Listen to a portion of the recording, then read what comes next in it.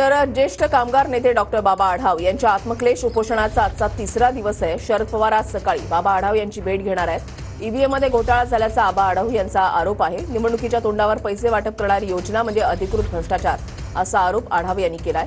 निवडणुकीमध्ये सतत मतदानाची टक्केवारी बदलत गेल्यावरून आढाव हे आक्रमक झाले। देशात संविधान आणि लोकशाहीची सुरू असलेली थट्टा याचा निषेध करण्यासाठी उपोषण। ऐन निवडणुकीच्या तोंडावर पैसे वाटप करणारी योजना जाहीर करणं म्हणजे भ्रष्टाचाराला अधिकृत करणं असं आढाव म्हणाले। पैसे वाटप करणाऱ्या योजनेवर निवडणूक आयोगाने कसलाही आक्षेप न घेणं अनाकलनीय असल्याचं आढाव म्हणाले। विधानसभा निवडणुकीत लोकशाहीचं वस्त्रहरण आढाव यांचा आरोप। विधानसभा निवडणुकीत ईव्हीएम मध्ये घोटाळा झाला। विधानसभा निवडणुकीत सतत मतदानाची टक्केवारी बदलत गेली। ईव्हीएम आणि पैशाच्या वापरामुळे राज्यात वेगळा निकाल लागला असाही बाबा आढाव यांचा आरोप आहे।